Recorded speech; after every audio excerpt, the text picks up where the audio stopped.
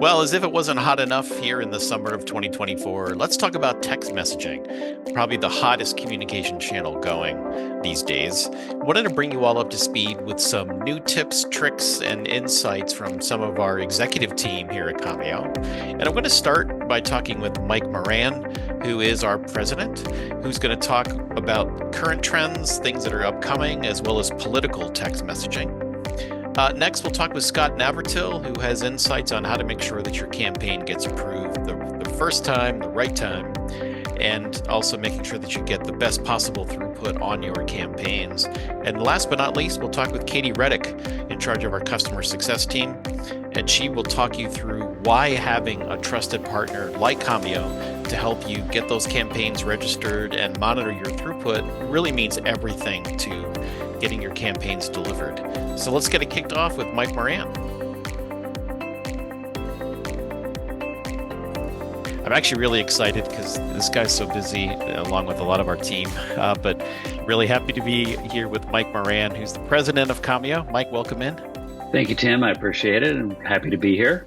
Yeah, one thing I don't think people know about you, Mike, is that you were the CEO of iChat that you sold to Apple, right, back in '02. And was that really where iMessage came from?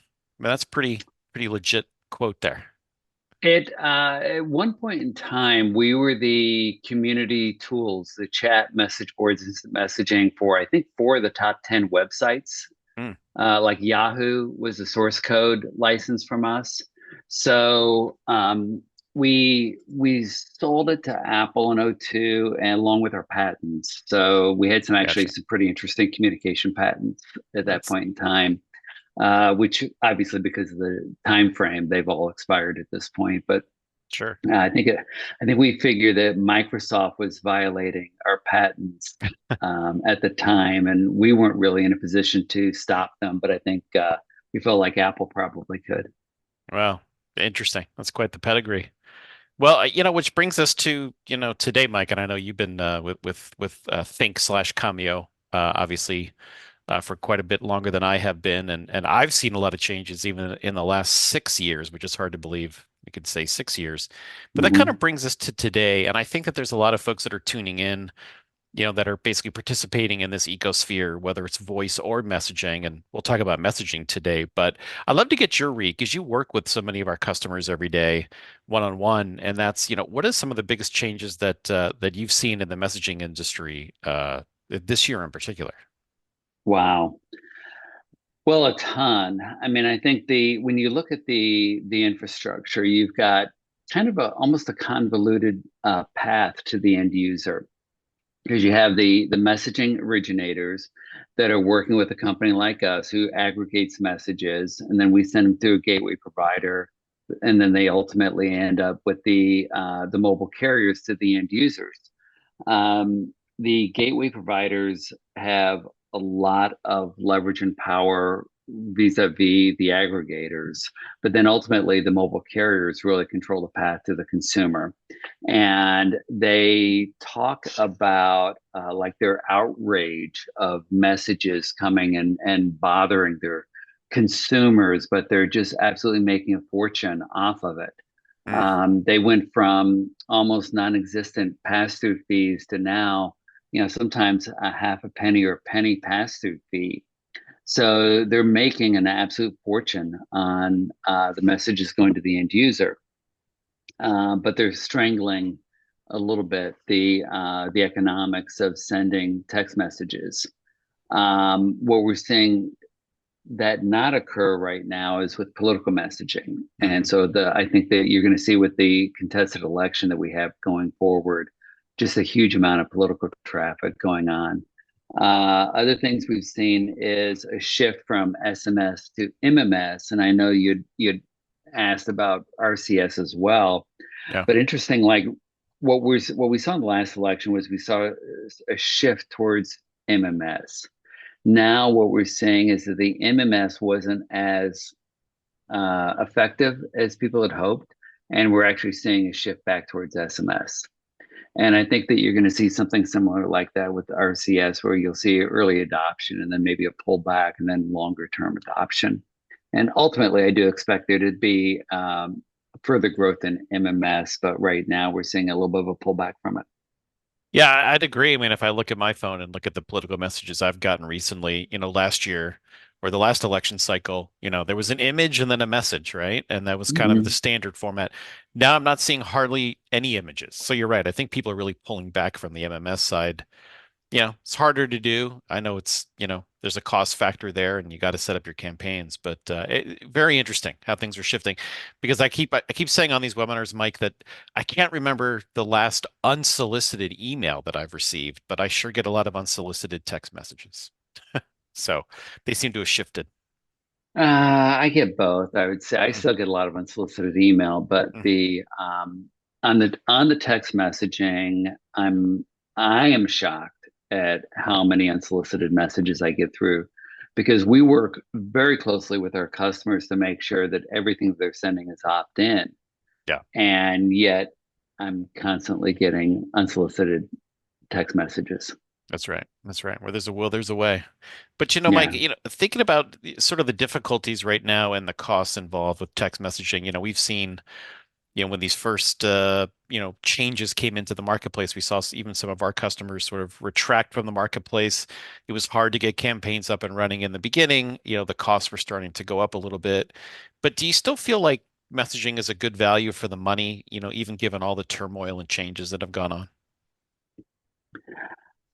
I do partly because the called the efficacy of it. It's like when you get a text message, you look at it, Right. and you might not answer a phone call.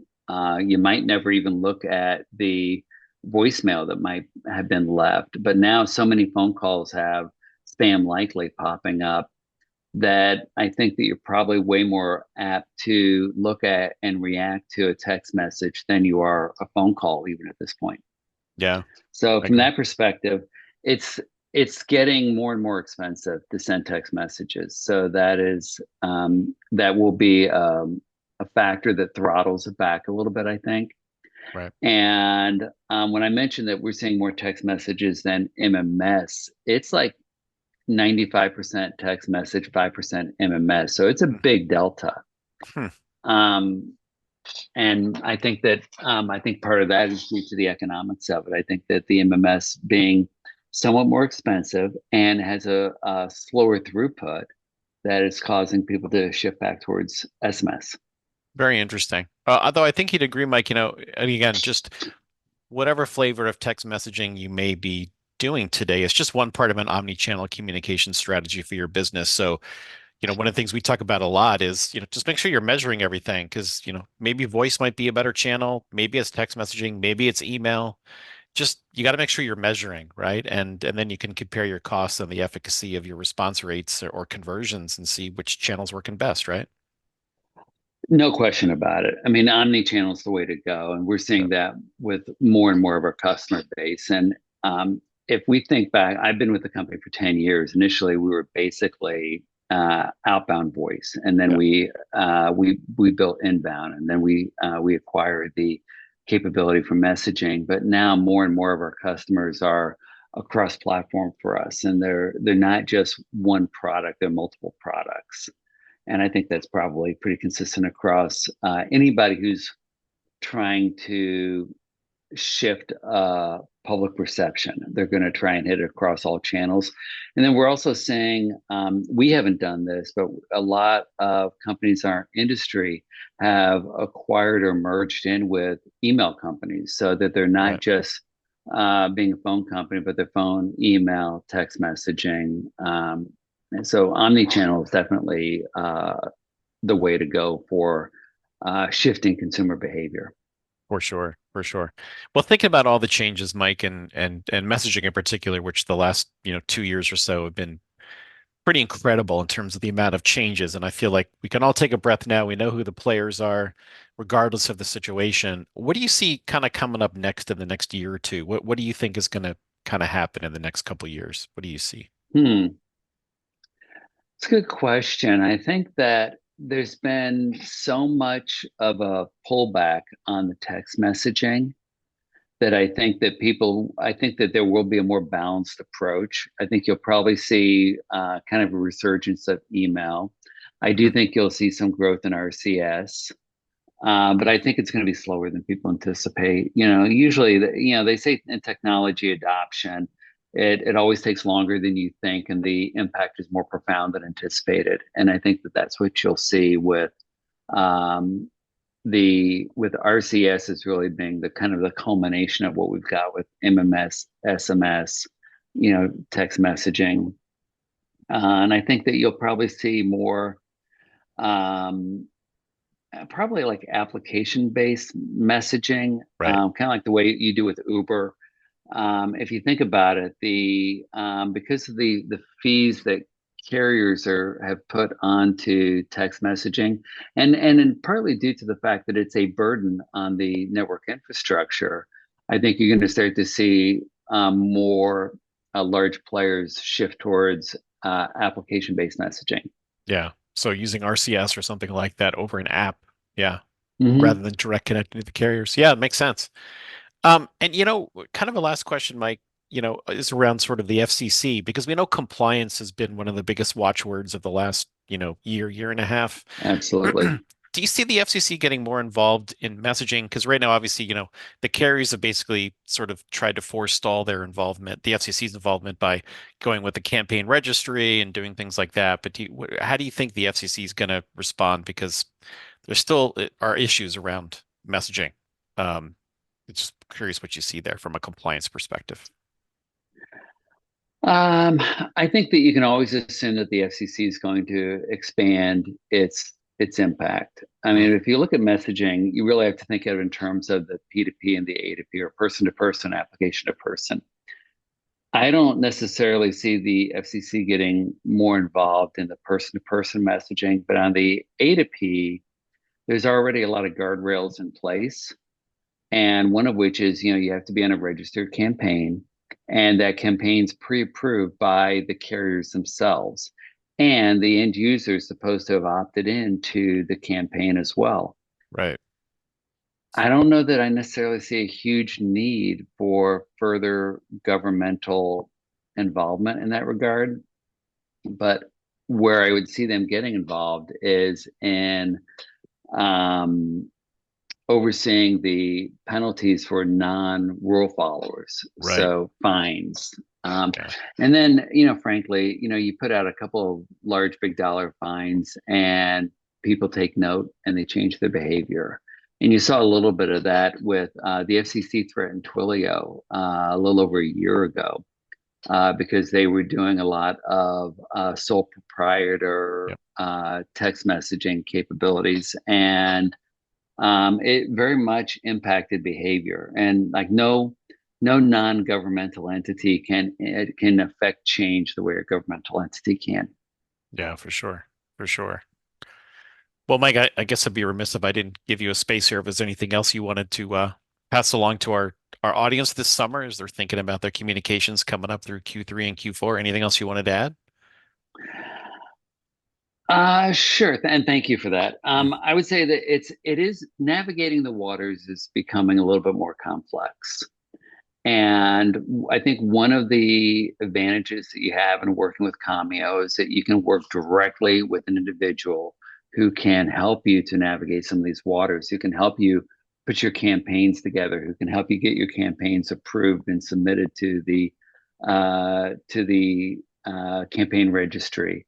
So I would encourage you to reach out and give us an opportunity to work with you and help you with this campaign approvals on the messaging side. And I'd be remiss if I didn't say that we'd love to work with you on your voice needs as well.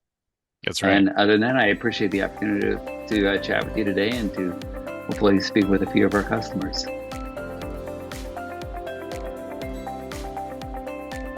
Well, when it comes to messaging, there's nobody better to bring in to chat with than Scott Navratil. Scott works with our current customers, growing our current customers, onboarding them, and all focused around messaging. So, Scott, thanks for taking some time out of your busy schedule. Appreciate it. Oh, always happy to be here and chat with you, Tim. Nice. Well, as the summer, the heat turns up, I think the same thing's kind of happening in the messaging world. But I think before we get to some of the hot topics, let's talk about the general opportunity. I talked to Mike not that long ago about this as well. and I think he agrees that, messaging is kind of challenging today, but there's still a lot of opportunities, right? Yeah, we knew that this was going to be a challenging landscape with compliance and registration across the board, right? We anticipated this several years ago. We knew that once we understood what 10DLC was going to be, that it was going to change the landscaping of messaging.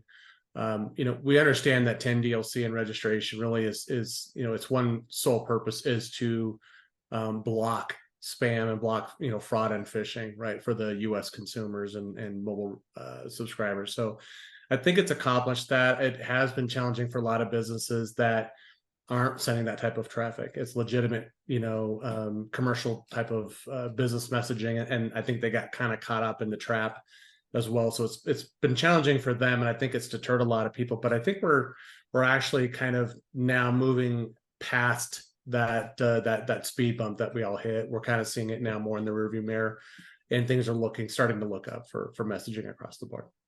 Yeah, Scott, if you could give us an idea too. I know we're signing up, a fair amount of customers here week to week. Like, what do you see as some of the biggest use cases? Anything stand out as surprising to you? Well, I mean, for us, and I think for a lot of people in this industry, right, it's political season. And Right. I'm sure, you, me, and everybody else is listening is getting inundated with text messages. I'm based in Colorado, and we got flooded Mm, yesterday with text messages. So, so I think that's going to be the big news for the rest of this year. And we're seeing a lot of movement between the messaging channels, 10 DLC to toll free. We now see a bunch of toll free customers saying, well, you know what? We actually think 10 DLC might be a better fit for us, right? So, there's a lot of movement. We've seen a lot of uptick in short codes this quarter, and so we've processed probably 30 to 40% more short codes than we typically do around this time of year. So, a lot of people are looking for that type of solution. So it's the good news is we're still getting a lot of activity, a lot of questions, a lot of people still wanting to do text messaging. They're just having questions on, okay, what's the right channel for me? Toll yeah. free, DLC shortcut. It is interesting to hear you say that because I do recall when, there was so much going on the MMS side. It was, I'm sorry, on the toll-free side, Mm-hmm. it was really difficult. So people swung back to long code. Now they're swinging, anyway, it's interesting Yeah. how it goes back and forth. But I Yeah. will, but speaking of that, by the way, as people are moving around, I know when they come back over to 10 DLC or long code, or they have to basically set up their campaigns. And when they're setting up their campaigns, we've talked about this a few times, but what are you seeing recently? What are some of the reasons why they're not getting approved, say, right away? And also, what are some of the things they can do to make sure that they can get approved faster? Great question. I'd say the two number one reasons a campaign, whether it's on 10 DLC or toll free, are going to get denied is because it's missing a privacy policy and it's missing the required opt-in language, right? Hmm. And so, of course, we have this in our ebook. We kind of give examples of things that your privacy policy needs to state. If your privacy policy states we share your mobile subscriber information with third parties, it's probably going to get rejected. But most of the rejections come from there's no privacy policy at all, Hmm. right? Then the second thing is having, let's say you have the privacy policy, but then there's that form where your website captures the opt-in. The opt-in's missing the required language, where the subscriber gives consent to allow that business to send them text messages to their mobile phone number. So it's not also just like having a sentence, hey, I consent, to receive text messages from XYZ company. There's also some additional language that has to be in there. You have to disclose, how many messages they're going to get, what type of messages. So if you are a business you're going to have marketing messages, you're going to have account related alerts, and OTP 2FA type of stuff, you really need to have an opt-in paragraph for each one of those, because you don't want to have the carriers are not looking for an opt-in that says, hey, I'm giving consent. You can send me whatever you want, anytime you want, as much as you want. They Right. say, because some subscribers say, you know what, I really want to get the account related stuff. Hey, if there's been a problem with my account, OTP, one-time passwords, but they don't necessarily want the marketing, like the promotional messages. So you have to give them the option of what type of messaging they want to receive, right? So that's the stuff that DCers are looking for. And overall, the number one rejection for that is just not having any of that language at all. Yeah. So it sounds like the tried and true, Scott, that I always like to say is, don't rush it. Yeah. Dot your I's, cross your T's. And by the way, we've got a great checklist as well, both in that ebook and separately, that you can literally walk down a list of was it 13, 14, 15 things. Make sure that you're Mhm. checking all these off, and you can easily avoid not getting approved on the first go if you're doing the I right things. agree. I think people Yeah. they're not going off of the checklist, right? Because if they were, we wouldn't see that. But those are the two things that are really causing the most problems for customers' campaigns, whether it's 10 DLC or toll free. Yeah, it's by the way, speaking of opt-in, just for another second, I recall reading recently that there's a company that's getting in hot water because they were capturing their opt-ins through like a voice operator, like, oh, do you consent? We're going to send you text messages. Yes, and Mhm. the courts have seemed to be pretty unanimous that that is not the way to capture opt-in. You may have done that in the past. It may have been okay a long time ago or Mhm. recently, but it's not anymore. You have to have that form and the right disclosures, and you have to capture it and be able to prove it. Yeah, I think the best option for like especially contact centers or point of sale type of environments is just basically the agent says, "Hey, can we send you a text message? Do we have your authorization to send you a double opt-in?" They get the Right. text message, it has all of the disclosures, and then the subscriber who's answered, "Yes, I agree to receive text messages," so forth, right? So you want to get that, you want to get that captured for sure. That's right. Well, by the way, back to politics for a second, as much as I heard a groan in the audience. Um, what have you seen sort of changing? Because now we've been through a few cycles together in Mhm. the midterms and the presidential election. What do you see that's different, this time around than in the past? Well, I mean, I think the answer to that, I think, is going to be really more of the type of political messaging that's being sent out. In the last election cycle, it was more MMS text messages versus SMS. And I think, the reasoning is, hey, when you get an MMS, you can see the candidate, you can have their tagline, whatever that may be. But there's also a much higher cost with the MMS text messages. So what we've kind of seen so far, and again, we're just getting started, and I know there's been a lot of state, local and state primaries. I think that's really been most of the activity. The national stuff really hasn't hit, and so what we're kind of seeing initially is that the trend is actually shifting back to SMS. And we're not really sure why. I don't know if that's because you can get more SMS messages out, you can get them out faster, you have basically uncapped throughputs, or SMS the costs are traditionally lower than MMS, so it could be one of the other things. But I think a lot of the times, we always kind of see there's a shift. I think if I recall back 2020, it was definitely more heavy on the SMS, and then 2022, the midterms, it shifted, more heavily to MMS, and now we're shifting back. It's so I guess it waxes and wanes. Yeah, So, interesting. Yeah, and what would you say, Scott? Anybody who's sort of new getting into the messaging space this summer, like, do you have any advice for them? Like, what would you say to those who are new asking about it, adding it maybe to their platform, they're being more mhm. omni-channel, adding it to voice? I mean, the data is still there, right? It's still the number one, as far as marketing goes, and that's in your wheelhouse, right? Is that it's still the best way to engage with a human being. And so, I want to make sure that people understand, hey, there's a lot of things that are happening, and it seems pretty daunting with registration and the process and the fees. But I mean, it's still, if you compare that to your ROI compared to some of the other marketing channels, messaging is still at the top of the list. It's still amazing, and the most important thing you need to do is really work with a partner who understands these challenges and can help you navigate through them. That ebook, the webinars that we've done, we've got some other case studies. There's so many things that you've worked on the marketing side to put into really into that to that resource for these not consumers, but for these new customers and businesses that are getting into it. um, they want to make sure that they have someone who's going to help them understand it all. It's once you really understand and you understand what the rules are and you understand what the aggregators and the carriers really want to see, it's a really short list.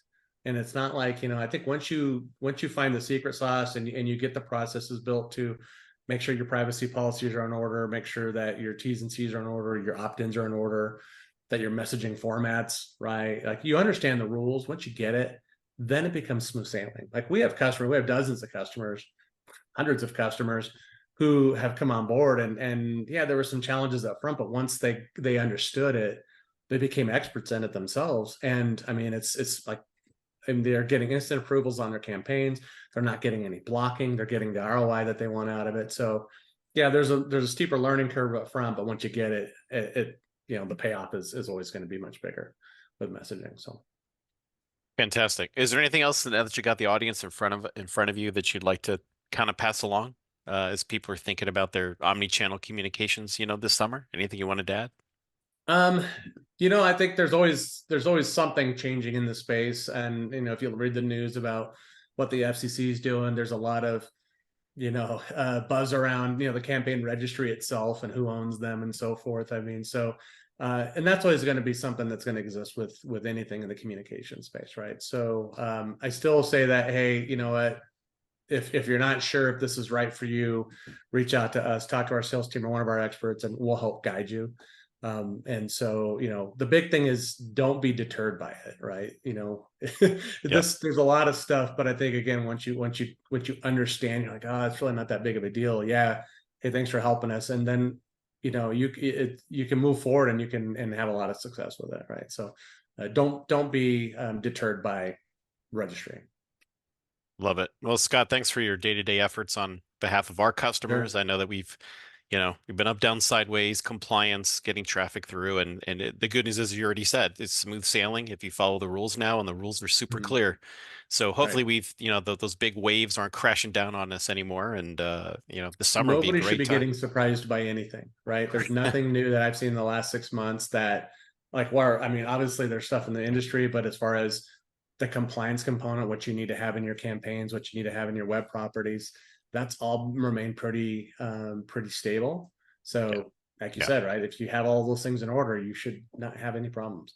Yeah, and if you're working at the edge like some people do, you need to be really careful and you need to make sure you have the Mhm. right folks looking at your use cases to make sure you're not violating anything. So Yeah, it's I would say easy. though, I mean, one last thing, sorry, but Yeah, if no. you're a reseller listening, know your customer. That is, it seems to be there's a lot more emphasis and focus across the board, not only from the mobile carriers and the DCAs, but also the regulatory, right? The FCC especially. And so, just make sure that if you're a reseller and you're onboarding new customers that want to use messaging or even voice, really, really know who they are, know where they're located, know what their business model is. Get referrals. Talk to the vendors that they're currently using. Make sure that you're very, very well aware of who they are. That's probably the one thing that I've seen in the last 6 months. There's been a lot of activity around that. Know your Yeah. customer. Yeah, same for us. We follow the same rules. Yep. Absolutely. Yep.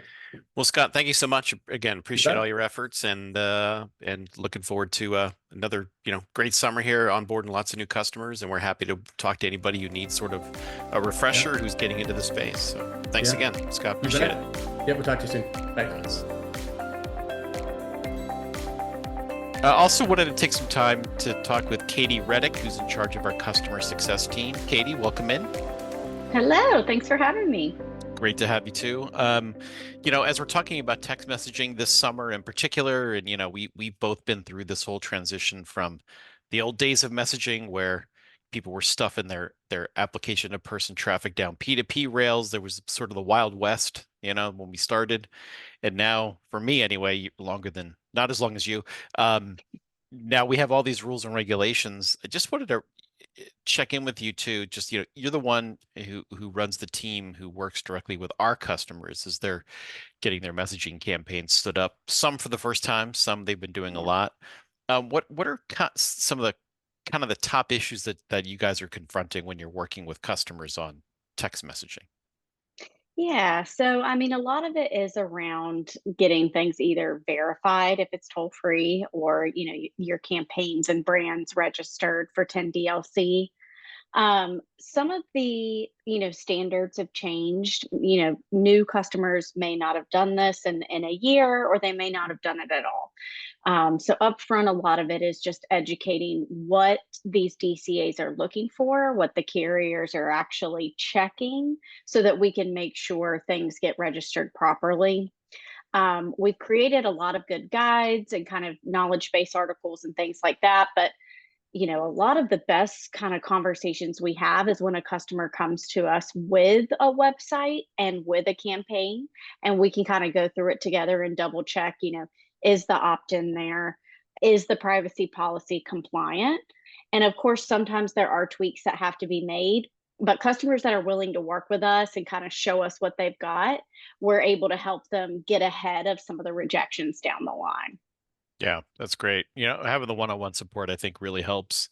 Let's say somebody does submit something, on average, what are we seeing in terms of the amount of time it takes to get a 10 DLC or a toll-free campaign or the numbers approved? How long does that take in these days?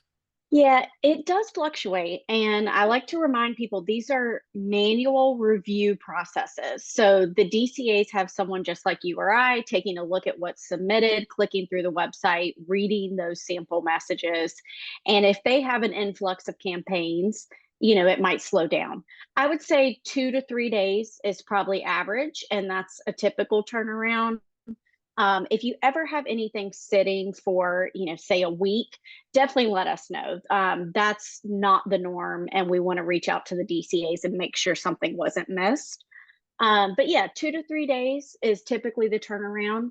And again, if you work with us ahead of time, hopefully that's an approval and not a rejection where you have to kind of start over.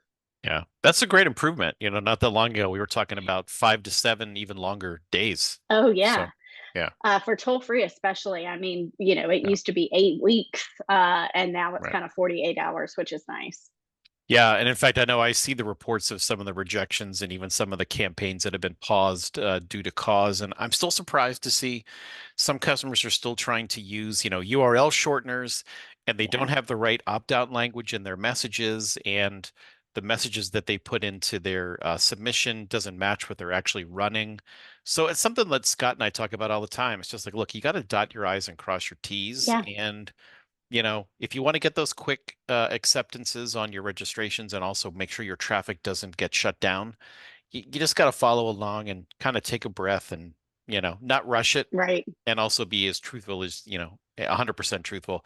It's a professional process. It's not something that you just give to somebody to ram through. Um, Right.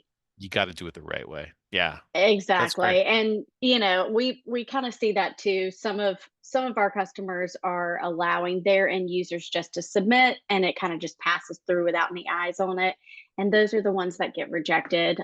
So it really is, kind of like you said, dot your I's, cross your T's. If you Right. can educate your customers on why that's important, it'll make things so much smoother down the line when they're submitting.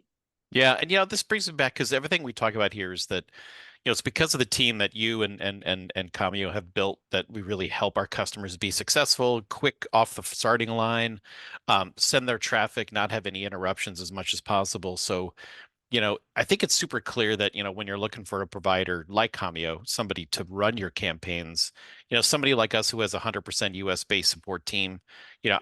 that's really important, right? I mean, we see some people having issues with other folks that in the space that are even larger than us that, have support teams that aren't based in the US and also they're charging money for Yeah. support. And with us it's included. We don't upcharge you for support. So I guess I'm making my own argument about why support is so important, but it's the only way Right. to build this these days. Yeah, and we want you to be successful. We're not trying to take the easy way out. If we need to get on a call with you and look at things together, or if we need to update a knowledge base article, whatever that may be, we want you to be successful on the first attempt and not have to go back and fix things after the fact. Yeah, nobody wants to do that. I hear you. No. So, I was asking Mike and Scott as well. We talked over the last couple days for this as well, and I'm curious, Katie, if there's anything you want to say to, our audience of prospects and customers out there, anything that you wanted to share, would love to give you some space to share that. Any other tips for Yeah. messaging? I mean, we've kind of, touched on it, but we definitely handle things as a team approach here. So, if you are kind of in the testing process, or if you're a production account that's been with us for years, we have a full team that's here to help you, from technical support, customer success, your account managers. So definitely, keep that in mind, take advantage of that. We are always here to kind of help, and especially with messaging, if you're not doing it day in and day out, this could be really new to you as far as the requirements. Some of our customers, they've had websites that have been good and they've had a privacy policy, but maybe they haven't updated it in the past couple of years, and things have changed. So, take advantage of our resources and your team here at Commio, just to make sure you're up to date. Things change so quickly. and we want to help you be successful and make sure things are compliant. My other advice would be kind of, you touched on this earlier, be upfront, give us all the information you have on that company, give us as many message samples as you can. Really kind of be transparent, because in the long run, that's going to prevent things from getting blocked. Some customers, they'll build out a campaign, it gets approved, they start running, and then messages get blocked for kind of drift content. So the more information up front, the better to prevent future issues. Yeah, drift content's interesting, Katie, because people, they are going to change their messages, their actual sent messages over time, and if you start to deviate too much from that original registration, you can really get in trouble. So actually, as that's happening, like when do you feel like it's time to maybe re-register? Do you have to register a second time, or how do the DCAs handle that? A lot of it has to do with, as long as you're still sticking to your same use case. And I always kind of use, like, marketing's an easy example. Obviously, the products are going to change throughout the year, or you might be running separate or different specials. You could have, you know, port with us during the month of December. We have a Christmas special, whatever it may be. And that's okay as long as the use case is staying the same. Where people get into trouble, they'll build a campaign, maybe it's for account notification, and then they start running marketing material, or vice versa. It's a marketing campaign, and then all of a sudden they're sending messages that say, hey, you're past due on your account. That's going to get you into trouble, because it's a totally different use case that wasn't covered. So the best way to combat that is, create more than one campaign. As a company, you may need 5 or 6 campaigns to cover what type of messages you're going to be sending. There's, of course, mixed use cases as well. So if you have plans in the future to potentially use this campaign for more than a singular use case, go with the mixed use case campaign option. But again, it doesn't hurt. You can always re-register down the line, build a new campaign or additional campaigns, depending on kind of how your messaging needs are changing. That's right, the mixed use case. Yeah, I forgot about that. That's perfect. Yeah.